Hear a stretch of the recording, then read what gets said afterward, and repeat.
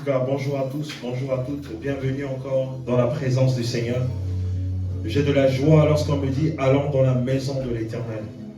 Nous savons que le Seigneur est présent au milieu de nous par son esprit. Et lorsque nous venons dans sa présence, il a une parole pour chacun. Dieu nous connaît individuellement parce qu'il connaît tous les cheveux sur notre tête. Il nous connaît individuellement. Lorsque nous écoutons la parole de façon globale, Dieu s'adresse individuellement à chacun d'entre nous. Et lorsque Dieu veut changer une vie, il lui envoie une parole. Lorsque Dieu veut transformer une destinée, il veut prendre quelqu'un de zéro à devenir un héros, il envoie sa parole. Et ce matin, je m'en vais te dire que Dieu est sur le point de changer ton histoire. Parce que la qualité de la parole que tu reçois de la parole de Dieu va définir, va déterminer ce qui va manifester sur ta vie en cette saison, dans le nom de Jésus. Alors que depuis quelque temps, nous sommes en train de parler, depuis quelque temps, nous sommes en train de célébrer le Seigneur. Depuis quelque temps, nous sommes en train de parler de comment on fait pour garder la vision. Et dimanche dernier, nous avons parlé en sous-thème de comment triompher de l'offense. Je vous ai dit que chaque jour que Dieu fait, nous sommes confrontés aux offenses.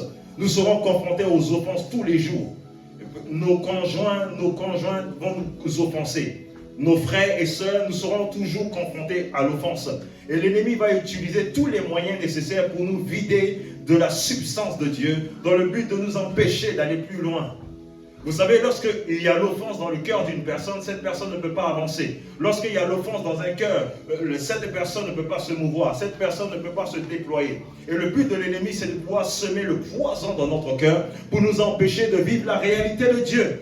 Et c'est ce que nous avons vu dimanche dernier. L'importance de pouvoir ôter le venin de l'offense dans le cœur. Et nous avons dit que l'offense avait pour but de nous déconnecter de Dieu.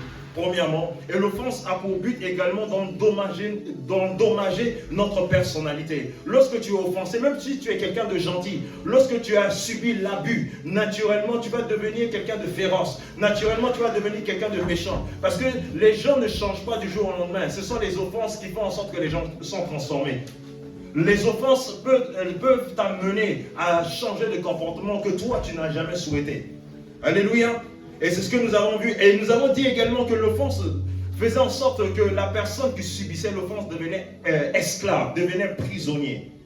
Lorsque tu es prisonnier de l'offense, bien aimé, tu ne peux pas avancer. Vous savez qu'un prisonnier ne peut pas aller de l'avant. Beaucoup de gens tournent en rond parce que beaucoup de personnes sont prisonnières de l'offense. Et Dieu nous a enseigné comment on fait pour sortir de l'offense. Et nous avons vu quelques points. Premièrement, nous avons dit qu'il fallait reconnaître l'offense. Lorsque tu ne reconnais pas l'offense, Dieu ne peut pas te changer. Nous avons lu Proverbe 28, verset 13, et la Bible dit que celui qui avoue ses transgressions, qui les délaisse, obtient miséricorde. Lorsque nous parvenons à reconnaître nos offenses, nous reconnaissons que là nous avons été offensés, Dieu par son esprit va nous donner la capacité de sortir de l'offense. Mais beaucoup de personnes se disent, non, je ne suis pas offensé, mais dans son attitude, dans sa manière de faire, on reconnaît l'offense. Nous devons nous arrêter et reconnaître que nous avons été offensés. Et c'est en ce moment-là que le Saint-Esprit va nous donner la capacité de pouvoir sortir de là. Ce que tu ne reconnais pas ne change pas dans ta vie. Et nous avons dit également, il faut prier pour ceux qui nous ont offensés. Parce que derrière le but de l'offense, lorsque quelqu'un te fait du mal, la personne peut oublier, mais toi, le mal reste. Peut-être demain, tu vas voir la personne va te saluer comme si rien n'était. Mais tu vas dire, mais lui, il me salue, il se prend pour qui? Il m'a fait du mal, regarde comment il me parle gentiment, comme si rien n'était. Lui, il a oublié. Mais l'ennemi est passé par cette offense pour s'aimer le poison en toi, dans le but de pouvoir te limiter. C'est pourquoi nous avons dit que lorsque tu es offensé, lorsque quelqu'un t'a fait du mal, premièrement, prie pour cette personne. Demande à Dieu de pouvoir ôter ce venin d'offense dans ton cœur. Parce que si tu n'ôtes pas l'offense dans ton cœur, bien aimé, tes prières ne montent pas. Beaucoup de personnes, ça fait des années qu'ils ne parlent pas avec leur papa, avec leur maman. Et ces personnes prétendent pouvoir adorer Dieu. Les prières ne monteront pas. Je vous assure, celui qui méprise son père et sa mère ne pourra pas aller plus loin avec Dieu. Parce que ce sont des principes de la vie. Ce sont les principes bibliques. Même si ton père est sorcier, même si ta mère est sorcière, il y a une manière de pouvoir les traiter. Alléluia. Lorsque tu ne gardes pas ton cœur, bien aimé, tu ne pourras pas aller de l'avant. J'ai dit que l'offense est comme un poison. Lorsqu'un serpent te mord, il injecte le venin à l'intérieur de toi. Et lorsqu'un serpent te mord, automatiquement on t'envoie à l'hôpital où on cherche à ôter le venin tout de suite. Mais dès qu'on laisse le venin le lendemain, tu meurs. Et de la même manière, beaucoup de personnes ont laissé rentrer l'offense. Elles n'ont pas traité l'offense dès le départ. Et ces offenses ont détruit leur vie. C'est des personnes qui sont bien debout, mais elles sont mortes à cause de l'offense. L'offense te fait mourir par rapport aux promesses de Dieu. C'est ça le but de l'ennemi.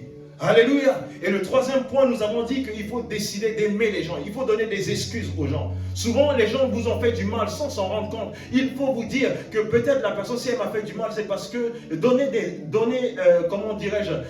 des excuses aux gens. Peut-être il ne m'a pas vu, c'est pourquoi il ne m'a pas salué. En faisant ça, vous êtes en train de préserver votre cœur. Parce que le but de l'ennemi, c'est de saturer votre cœur dans le but de ne pas prier. Vous n'avez pas remarqué que lorsque vous n'êtes pas bien, lorsque vous êtes en colère, est-ce que vous parvenez à prier? Vous ne parvenez pas à prier.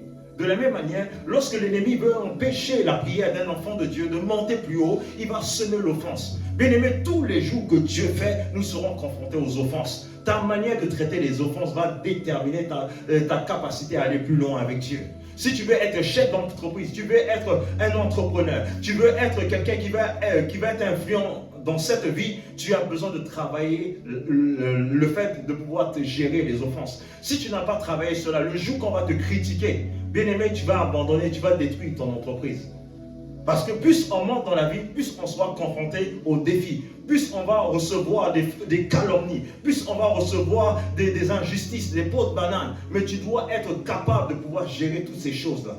Imaginez-vous si Jésus n'avait pas su gérer l'offense, il ne serait jamais allé à la croix.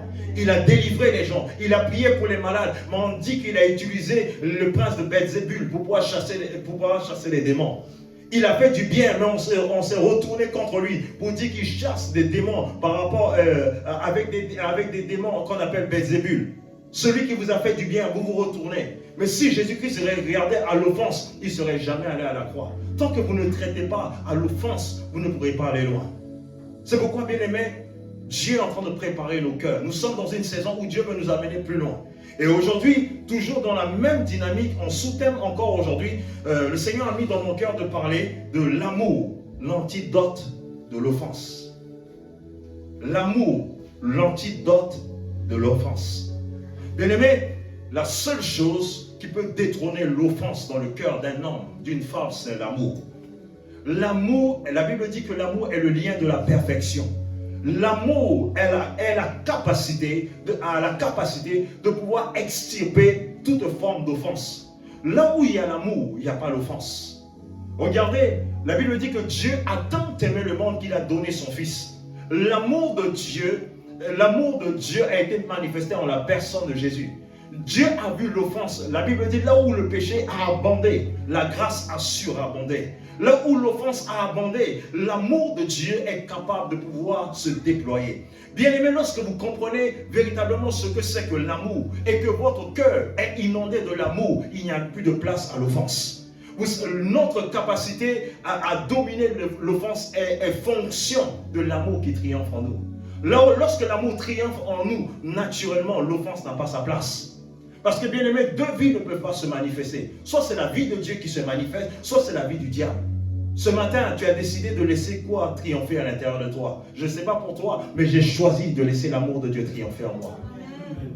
Alléluia. Tout ce que nous voyons sur cette terre, les chaos, les calamités, les souffrances, toutes ces choses-là sont le résultat de l'offense. Mais l'amour de Dieu a été donné dans le but de redimensionner, le but de pouvoir ôter toute forme d'offense. Même les gens qui font du mal, c'est parce que ces personnes manquent d'amour. Si vous voyez les tueurs en série, si vous voyez les gens qui font tellement de mal, vous allez voir dans leur enfance, c'est des personnes qui n'ont pas reçu de l'amour. Là où il n'y a pas l'amour, il y a la destruction. Parce que l'homme a été créé pour aimer. L'homme a été créé pour aimer et être aimé. Et naturellement, lorsqu'un homme ne se sent pas aimé, vous allez voir que cela va modifier son comportement. Lorsque vous regardez dans une famille et que les parents aiment un enfant plus que les autres, vous allez voir que naturellement, l'offense va entrer dans le cœur de ces personnes. Vous allez voir que naturellement, tous les enfants seront jaloux de la personne que les parents aiment le plus. C'est ce qui s'est produit avec Joseph. Le père de Joseph aimait Joseph plus que les autres. Vous avez vu, l'offense est rentrée dans leur cœur. ils ont vu le traitement que leur père avait vis-à-vis de Joseph était différent de celui de ce qu'il faisait avec lui. Il y avait une différence. Il lui a même cousu un vêtement spécifique. Alléluia. Vous voyez comment l'offense est entrée dans le cœur. Mais l'amour permet d'ôter l'offense. Maintenant, avant de parler de l'amour, on a trop parlé de l'amour. Lorsqu'on parle de l'amour, c'est quoi on appelle amour? Parce que dès qu'on parle de l'amour, les gens pensent directement aux sentiments, aux émotions, pensent aux coups de foudre. Bien aimé, ce n'est pas ça l'amour de Dieu. L'amour de Dieu, bibliquement parlant, à 3 niveaux. Il y a l'amour de la chair, l'amour éros, l'amour charnel. C'est ce qu'un homme qui n'est pas né de nouveau, lorsqu'il voit une femme, naturellement il est attiré par elle. C'est l'amour physique, l'attraction. L'attraction, lorsque quelqu'un qui voit une femme, il est attiré. On parle de l'amour philo, l'amour charnel, qui est dirigé par le corps. Et c'est pourquoi cet homme, il peut dire des belles paroles. Dès qu'il tape dans ton lit, son langage change. Pourquoi? L'amour qu'il avait pour toi n'était pas un amour véritable. Mais l'amour qu'il avait pour toi était un amour, éros. L'amour éros, c'est l'amour de la chair. Et le deuxième type d'amour, c'est l'amour philéo. Quand on parle de philéo, on parle de l'âme. Cet amour-là est traduit dans la relation entre David et Jonathan. La Bible dit que leur âme était liée. On parle maintenant dans la dimension de l'âme, où vos âmes fusionnent, où vous devenez un. Dans votre âme, vous avez les mêmes sentiments. Souvent, pourquoi vous allez voir dans le monde, souvent, certaines femmes tombent sur des bandits. Mais elle sait que c'est un faux type. Mais vu que son âme est liée, naturellement, même il va faire tout ce qu'il veut, mais elle va toujours l'accepter. Mais si tu lui poses la question, tu ne vois pas tout ce qu'il fait? Elle dit, je vois. Mais qu'est-ce qui fait en sorte qu'elle n'arrive pas à se séparer? Parce que son âme est attirée. Son âme est attachée. Même si, malgré elle voit beaucoup de choses qui ne sont pas correctes, mais elle n'arrive pas à se séparer. Pourquoi? C'est à cause de cet amour, l'amour de l'âme. Mais l'amour de Dieu, c'est l'amour agapé. L'amour agapao, c'est un amour qui n'a pas de limite. Un amour sans condition. Dieu nous aime pas parce que nous sommes bons. Dieu nous aime pas parce que nous prions. Dieu nous aime pas parce que nous faisons de bonnes choses. Mais Dieu nous aime parce qu'il est amour. Alléluia. L'amour de Dieu a été déversé dans nos cœurs. L'amour de Dieu est un amour sans faille. L'amour de Dieu est un amour sans limite. Alléluia. Lorsque nous voulons comprendre ce que c'est que l'amour, pour pouvoir obéir à une dimension supérieure, nous avons besoin de comprendre ce que c'est que l'amour. Beaucoup de gens utilisent le langage du monde pour pouvoir parler de l'amour. Lorsqu'on parle de l'amour selon la Bible, c'est l'amour qui vient de Dieu. Amen. Alléluia. Nous allons prendre la Bible rapidement dans Genèse 1, verset 26. Genèse 1, verset 26. Genèse 1, verset 26. Je vais mettre quelque chose à votre appréciation. La Bible dit, puis Dieu dit, faisons l'homme à notre image, premièrement, à notre ressemblance, et qu'il domine sur les poissons, sur les oiseaux du ciel, sur le bétail, et sur toute la terre, et sur tous les reptiles qui rampent sur la terre. Vous voyez, ici on parle de dire, Dieu Elohim, il dit, faisons. Vous voyez la notion de la pluralité ici. Il dit, faisons. Maintenant, il parle de l'homme à notre image. Le mot image est traduit de l'hébreu selem. Selem qui est traduit par figure, ombre ou idole. Donc, en d'autres termes, dans la pensée de Dieu, lorsque Dieu a créé l'homme, c'est que l'homme devait être l'idole de Dieu. Je vous explique. Pourquoi dans le monde occulte, les esprits démoniaques, ils ont des idoles. Et une idole est l'expression d'une divinité. Vous êtes d'accord avec moi?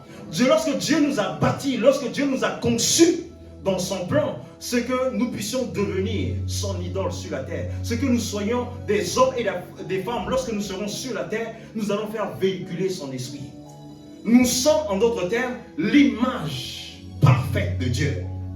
Et lorsque j'ai découvert ça, ça m'a choqué. J'ai compris que le diable n'a rien inventé. Parce que le mot célèbre, il parle d'idole. Il dit, Dieu créa l'homme à son image. En d'autres termes, l'homme est l'idole de Dieu. Derrière chaque idole, vous n'avez pas remarqué, les idoles n'ont pas de volonté. Les idoles ne font rien d'eux-mêmes. Les idoles sont gardiens pour véhiculer l'esprit derrière. C'est pourquoi vous allez voir ceux qui sont ancrés dans le fétichisme. Vous allez rentrer chez ces personnes, vous allez voir beaucoup d'idoles. Ces idoles sont là pour véhiculer le règne de l'esprit sur la terre.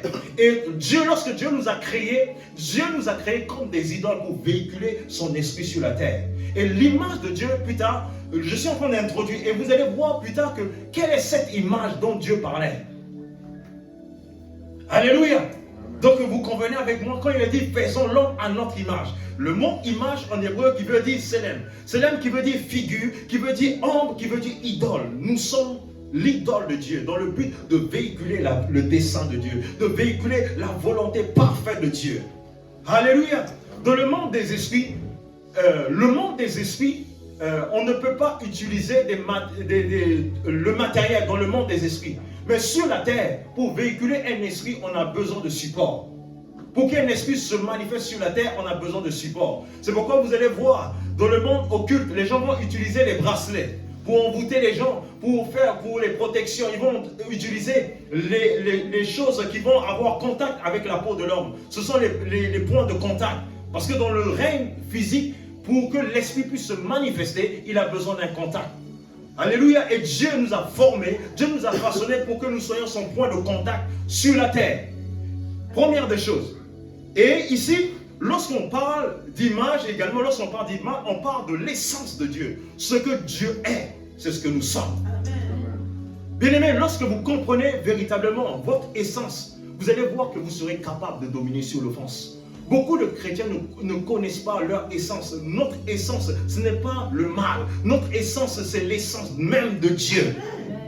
Alléluia. Le caractère, c'est l'image, on parle du caractère de Dieu, ce que Dieu est. L'essence même de Dieu, ce qu'il fait Dieu. La Bible dit, dans le livre de 1 Jean, verset 8, la Bible dit que celui qui n'aime pas n'a pas connu Dieu. Car Dieu est amour. Dieu n'a pas l'amour, mais Dieu est amour. Dieu est la personne de l'amour.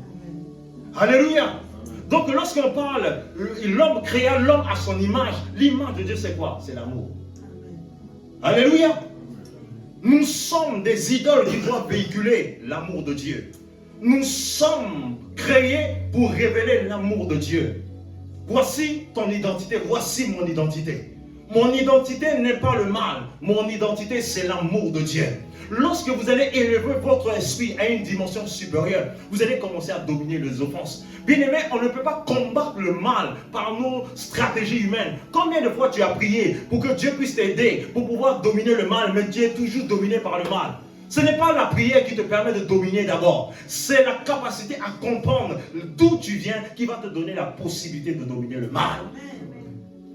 Bien-aimé, tu ne peux pas mettre une menthe en terre et t'attendre à recevoir une orange. C'est impossible. Une plante se reproduit selon sa semence.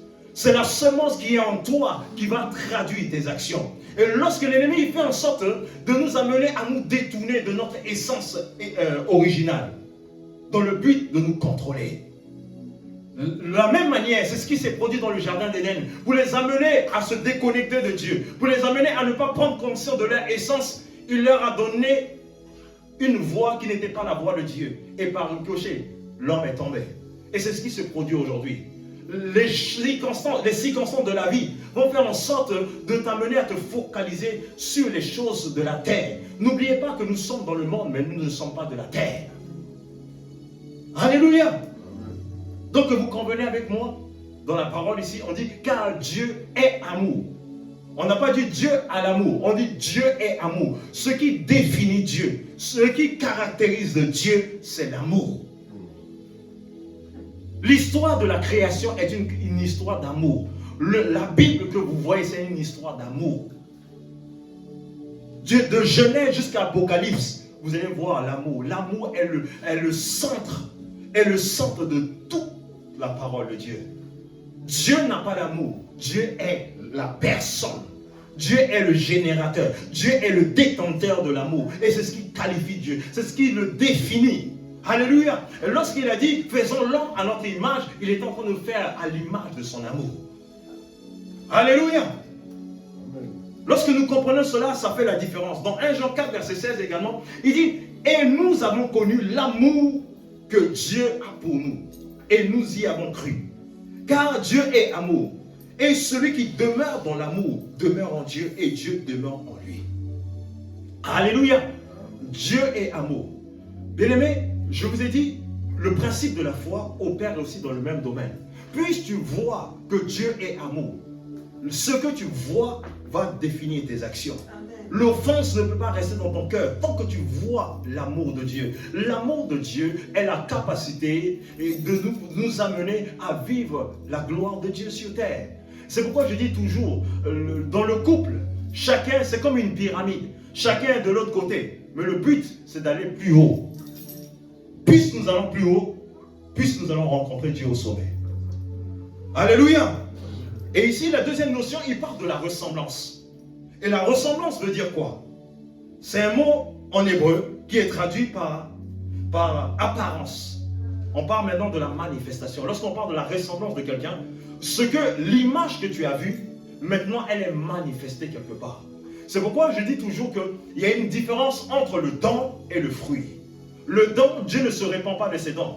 Vous pouvez voir quelqu'un faire des miracles, des signes, des prodiges, mais Dieu ne se reconnaît pas en lui. Pourquoi? Parce qu'il n'a pas le fruit. Dieu se reconnaît par le fruit. Et lorsqu'on parle du fruit dans le Galates 5, on parle du fruit de l'amour. On parle du fruit de l'amour. Et l'amour est une manifestation. C'est par là que vous allez reconnaître quelqu'un qui est de Dieu et quelqu'un qui n'est pas de Dieu. Et Jésus va dire, vous les reconnaîtrez par le fruit. Il n'a pas dit, vous les reconnaîtrez par le don. Il a dit, vous les reconnaîtrez par le fruit. Parce que le fruit révèle l'essence même du fruit. Alléluia. Donc on parle de la ressemblance, on parle de la manifestation. Donc Dieu nous a bâtis, Dieu nous a façonnés à son image en tant qu'amour. Et cet amour-là doit être manifesté dans la réalité. Alléluia. La création que vous voyez, c'est l'expression de l'amour de Dieu. Alléluia.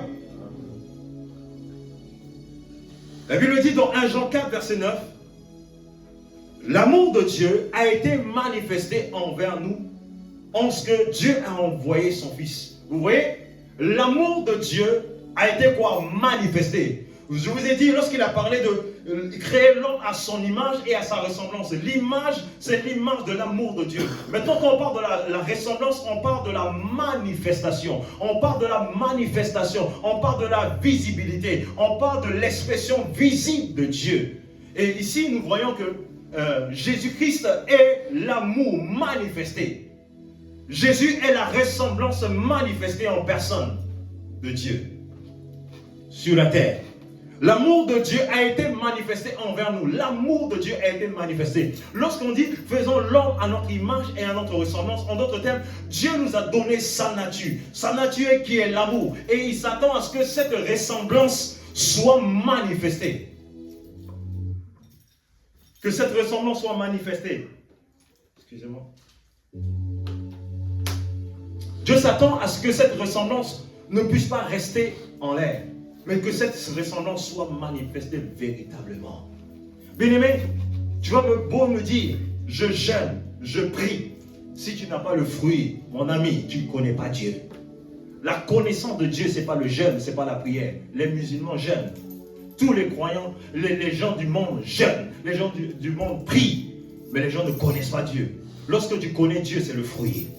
C'est pourquoi dans le livre de 1 Corinthiens 13, bien aimé, en cette saison, nous devons sortir de la force de la religiosité. Nous devons aspirer véritablement à devenir des amis de Dieu, qui manifestent véritablement sa nature, son caractère. Sinon, bien aimé, nous n'allons pas pouvoir dominer sur l'offense. Aucun homme charnel, aucune femme charnelle ne peut dominer sur l'offense. Si tu veux dominer l'offense, va jeûner, prier. Et si tu n'as pas élevé ton esprit à capter la pensée de Dieu concernant l'amour de Dieu, l'offense va dominer sur toi. Je lis la Bible dans le livre de 1 Corinthiens 13. 1 Corinthiens 13 dit, si je parle les langues des hommes, et même celles des hommes, en d'autres termes, je parle en langue, mais que je n'ai pas l'amour Je suis un cuivre qui résonne ou une cymbale qui retentit. Bien-aimé, tu peux prier. Makato balakato mazia. Tu peux jeûner, prier. Mais si le fruit de Dieu n'est pas visible en toi, tu ne connais pas l'amour de Dieu. L'amour de Dieu, bien-aimé, l'amour de Dieu, c'est l'essence même de Dieu. Tu ne peux pas aimer Dieu et ne pas aimer ton frère. Tu ne peux pas aimer Dieu et ne pas aimer les autres autour de toi. C'est impossible. Alléluia. Lorsque nous comprenons ces choses, ça fait toute la différence. Pourquoi? Quel est mon point? Où est-ce que je veux vous emmener? Je vous ai parlé des 3 types d'amour. Et je vous ai parlé de l'essence de l'amour. Pourquoi? Parce que plus vous focalisez votre attention sur ce que vous êtes, c'est plus facile pour vous de dominer ce qui est naturel. Parce que, n'oubliez pas, plus vous vous élevez dans la sphère de l'esprit, vous comprenez le langage de Dieu, c'est plus facile pour vous de dominer sur l'offense. Lorsque votre cœur est rempli d'amour, même si on vous fait du mal comment, vous allez voir naturellement, vous allez bien répondre. Regardez dans le livre de Actes des Apôtres, Étienne, il s'est fait lapider. Il était en train d'être lapidé à mort. Il était en train de mourir. Il a dit, Père, ne leur impute pas ce péché. En d'autres termes, Père, pardonne-leur de leur péché. Tu es en train de mourir. Si tu n'œuvres pas dans la dimension de l'amour, l'offense va gagner ton cœur. Il était au bord de la mort. Il a dit, Père, pardonne-leur. Jésus a fait la même chose. On l'a vendu. Jésus pouvait être offensé. Il a fait du bien, il a donné à manger aux gens.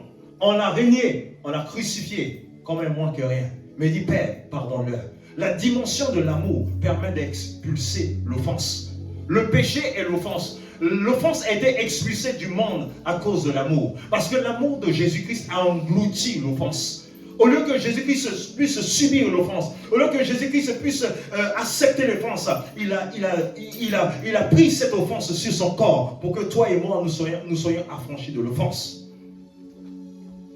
Alléluia. Bien-aimé, tu dois comprendre véritablement qu'est-ce qui triomphe en toi.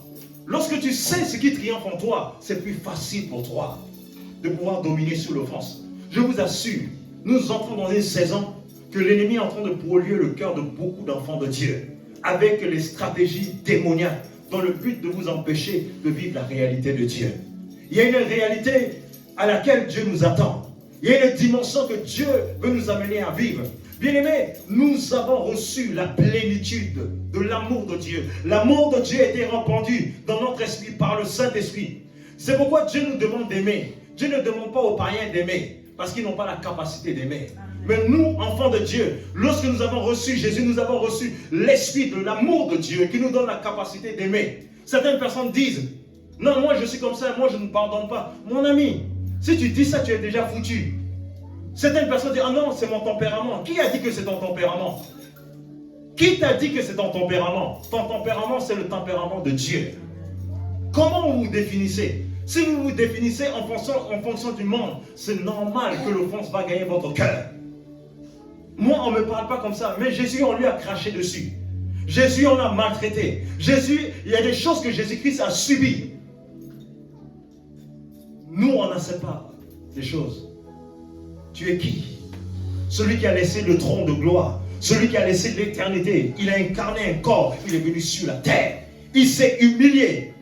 Et la Bible dit, c'est pourquoi Dieu l'a souverainement élevé. L'amour de Dieu nous donne la capacité d'endurer l'offense. Si tu ne parviens pas à endurer l'offense, cela veut dire que la capacité d'amour que Dieu a disposée n'est pas encore au beau fixe, au centre de ta vie. Plus l'amour de Dieu inonde ta vie, bien aimé, plus c'est plus facile de pardonner. C'est plus facile d'aimer. Bien aimé, ce qui remplit ta vie va définir tes actions. Plus tu es rempli de l'amour, naturellement tu vas déployer de l'amour vis-à-vis des uns et des autres. Alléluia. Pourquoi vous voulez dire, c'est ma nature, c'est comment... Dieu ne t'a pas créé comme ça. Je vous assure, pour savoir que quelque chose n'est pas de Dieu, regardez dans la Bible. Ce qui n'est pas dans la Bible et qui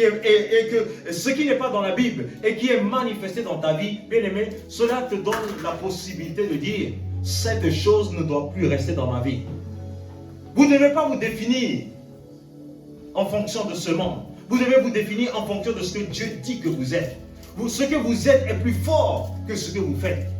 Ce matin, je veux que tu puisses prendre conscience. Parce que beaucoup de personnes disent, oui, mais comment on va arriver à sortir l'offense? Bien aimé, plus tu comprends d'où tu viens, bien aimé, ça va définir ce que tu peux faire ou ce dont tu es capable.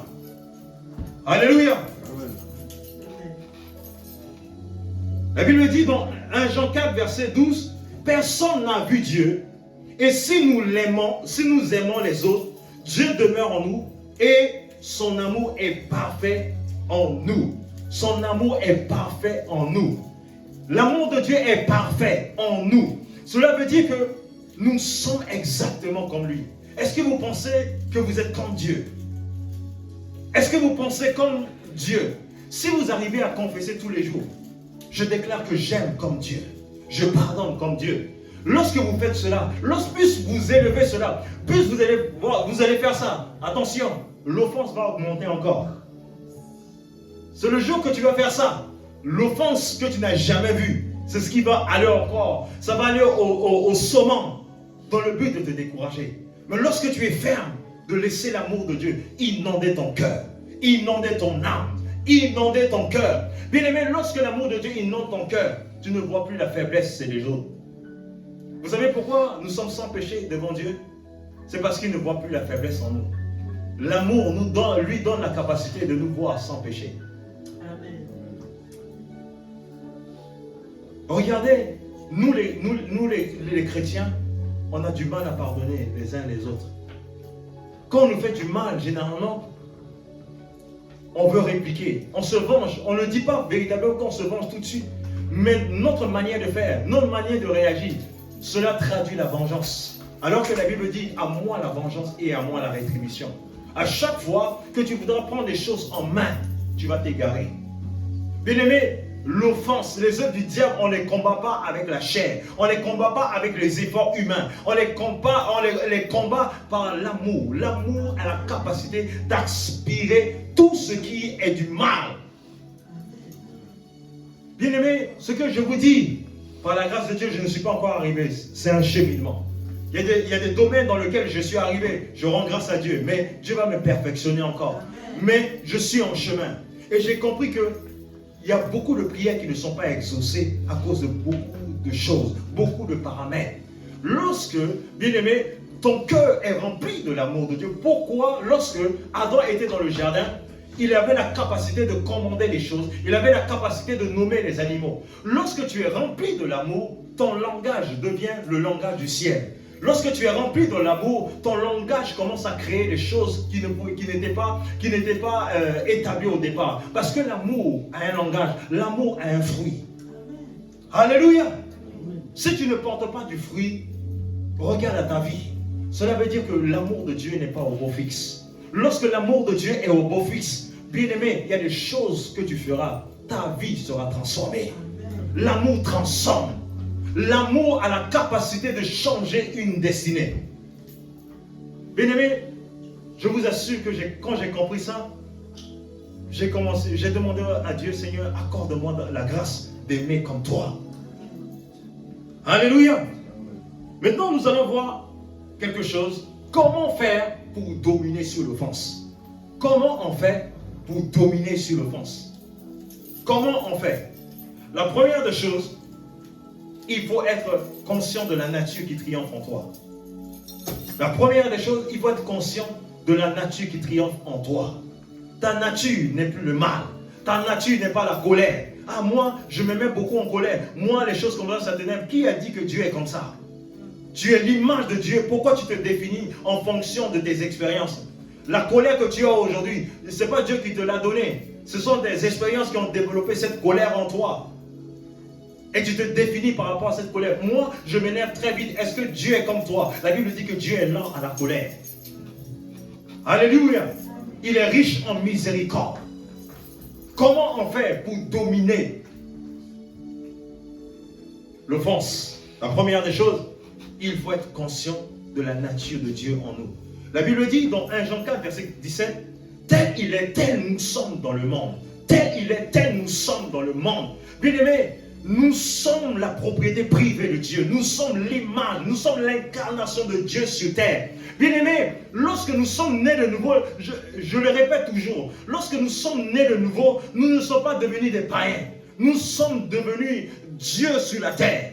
Nous avons repris notre position au ciel. Nous avons repris notre position dans le plan initial de Dieu. Lorsque Adam était dans le jardin, Adam dominait toute la surface de la terre. Il exerçait son règne. Nous sommes de la classe de Dieu. Bien-aimé, tu n'es pas de la classe des hommes, tu es de la classe de Dieu. Le même Dieu qui est assis au trône, sur le trône, c'est le même Dieu qui habite en toi. Lorsque tu prends conscience que le véritable Dieu qui est assis sur le trône est en toi et que tu es à sa nature, bien-aimé, ta manière de parler change, ta manière de penser change.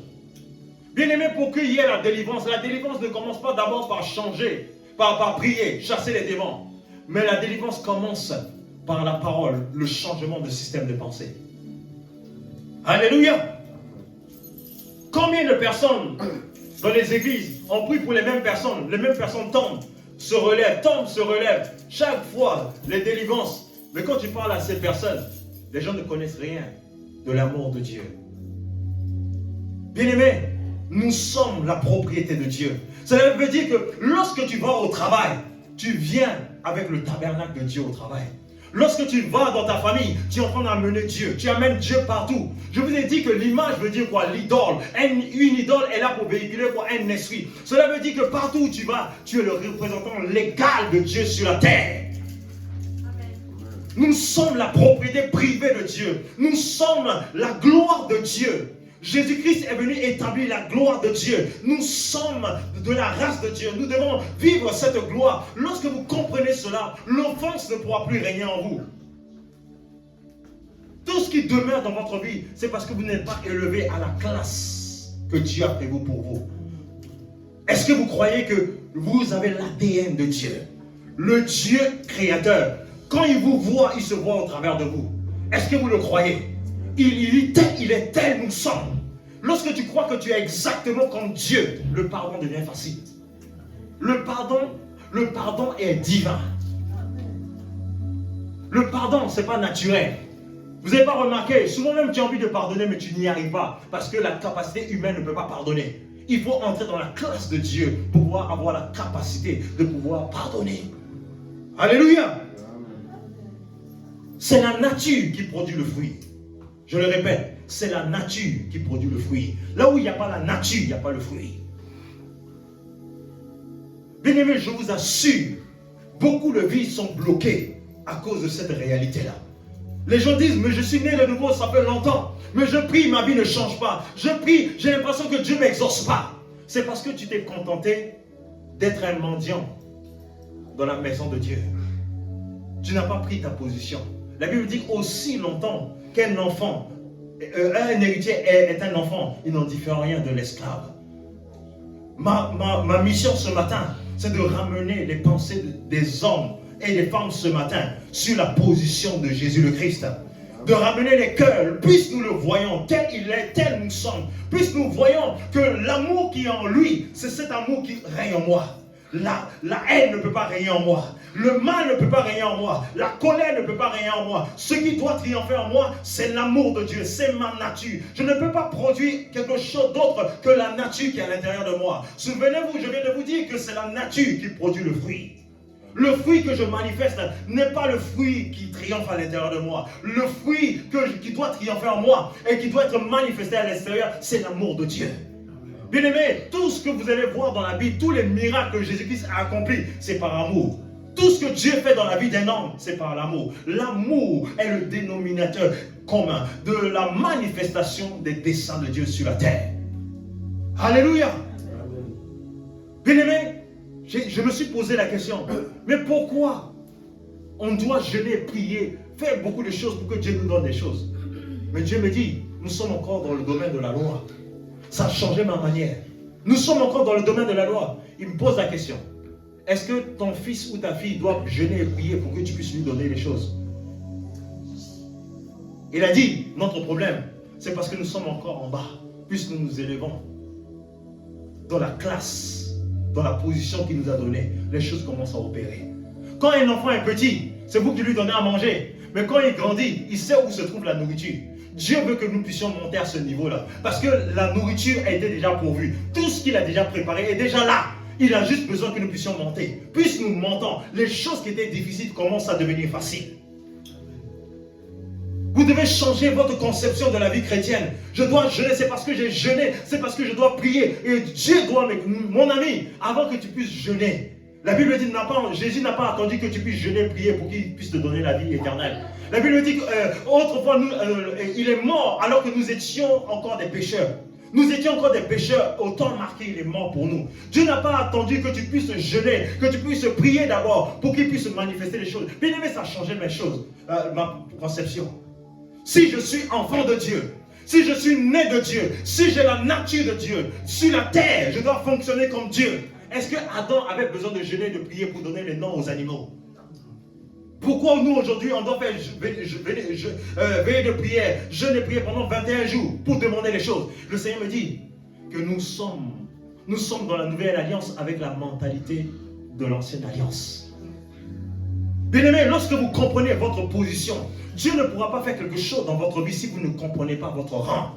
Nous sommes dans la classe de Dieu. C'est ce que vous êtes. Vous fonctionnez comme Dieu, vous parlez comme Dieu. Lorsque tu penses que tu es dans la classe de Dieu, ta manière de penser, ta manière de prier change.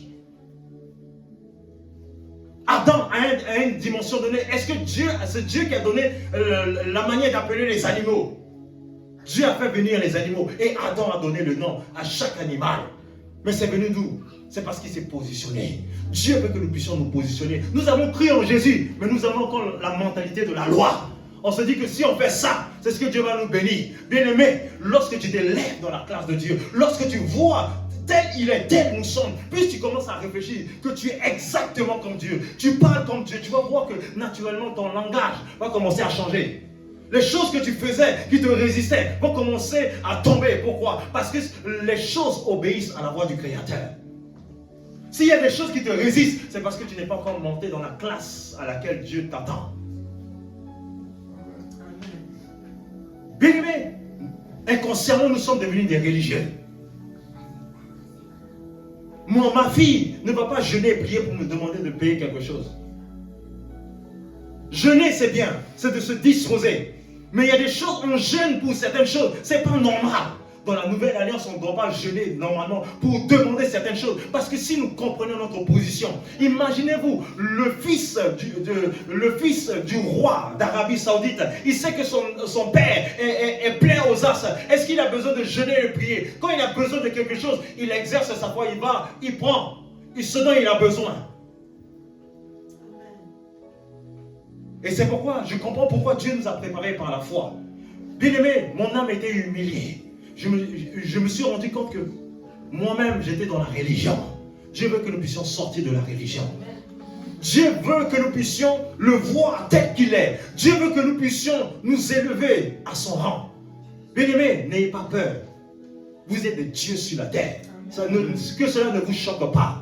Vous êtes des dieux sur la terre. Et la Bible dit, lorsque nous avons lu Genèse, il nous a donné la possibilité de dominer sur la terre, de dominer sur le ciel et dominer sur la mer. Bien-aimé, ce que tu dis doit être manifesté.